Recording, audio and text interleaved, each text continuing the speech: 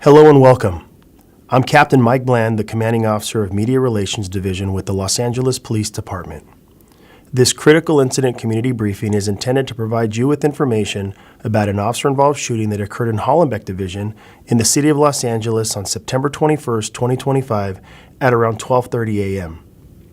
You are about to see relevant video footage and learn about other evidence and police procedures related to the case so you can have a better understanding of what occurred, based on what we know right now.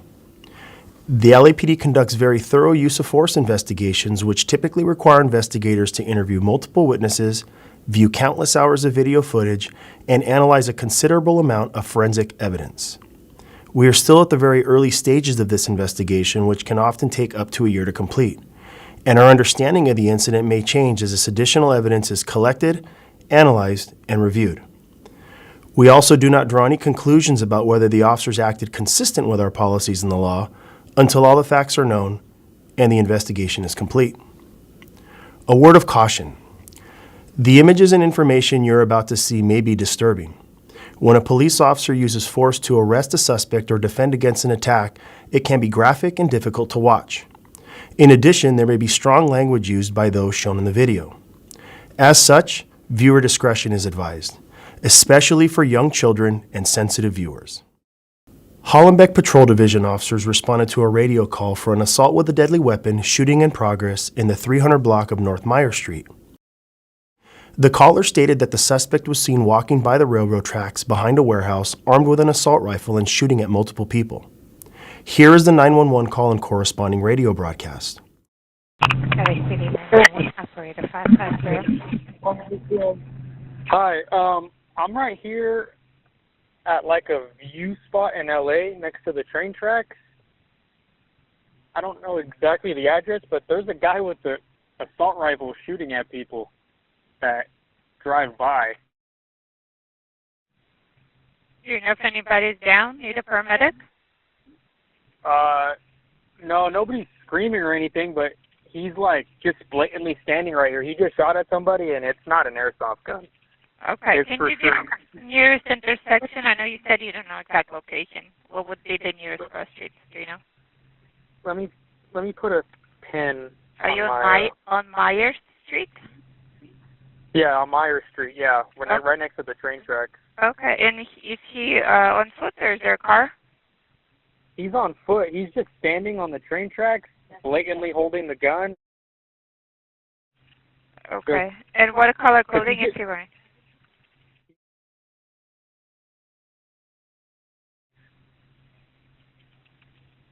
Because I'm just standing right here, and he just shot at somebody, like, having a good time playing their music, and they, like, ducked behind the car, and you could see the flash from the gun. So it's for sure real.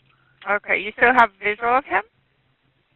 Yeah, he's just watching he's just standing right here. Okay. Hang on 1 second. Hollenbeck units shooting, AW shooting progress, North Meyer Street, suspect by the railroad tracks behind warehouses, suspect male, has assault rifle, shooting at multiple people, intent 120, 8451, same buffer. Upon arrival to the location, the officers began to search the area near the railroad tracks.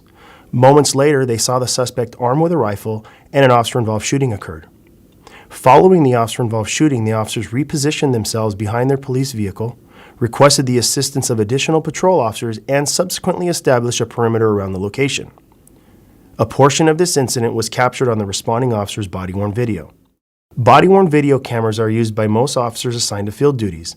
They are worn at chest level and capture a general perspective within line of sight from that angle. The angle of the camera prohibits viewers from seeing everything the officer saw and experienced. Upon activation, both audio and video will turn on. However, body-worn video cameras have a buffer of video without audio from the previous 2 minutes prior to activation.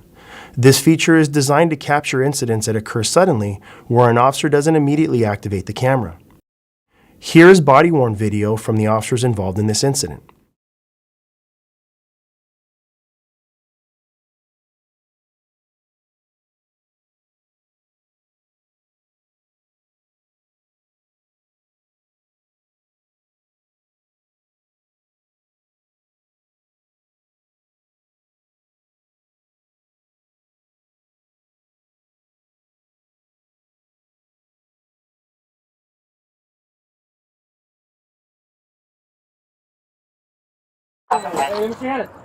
They're no longer has vision of the suspect was not location.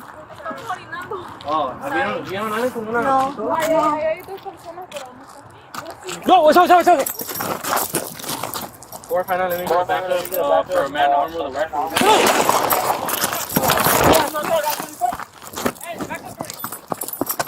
Get a shot, get it. Myers Street, shots fired. A man with a rifle and area coming on Honda frequency.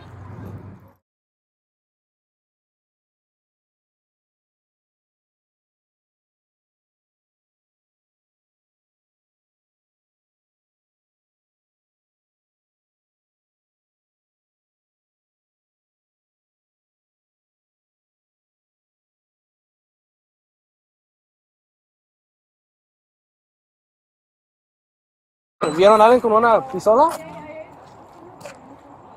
No, it's. Four final, let me get a backup for a man armed with a rifle. We're gonna. Oh, shots fired, officer needs help. Hey, back up, Jordy. Myers Street, shots fired. A male armed with a rifle and area coming on Honda frequency. A portion of this incident was also captured on security footage from a nearby security camera.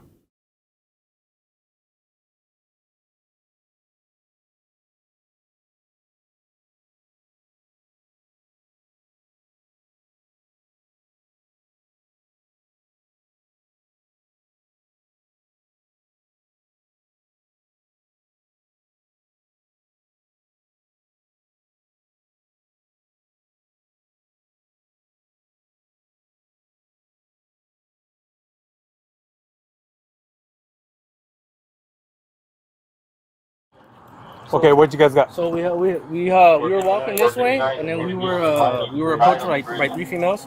So they're like, "Hey, we were just peeing." I was like, "Hey, did you guys see anybody with a rifle?" No. And as soon as we hit the cut, we see a male figure, and we see him holding something. I think my partner saw it, and then as soon as we say like, "Hey, let me see your hands," boom, he shoots at us. Okay, hey, start getting contact teams, okay? Notifications were then made to Metropolitan Division Special Weapons and Tactics, also known as SWAT, who responded to the location to assist in locating the suspect. Upon arrival, SWAT personnel conducted an extensive search of the area for the suspect. However, they were unable to locate him. That suspect has not been identified. One officer sustained minor abrasions to his hand and knee when he fell to the ground. No other officers or community members were injured as a result of this incident. Investigators recovered rifle ammunition and several spent rifle casings at scene and booked them as evidence.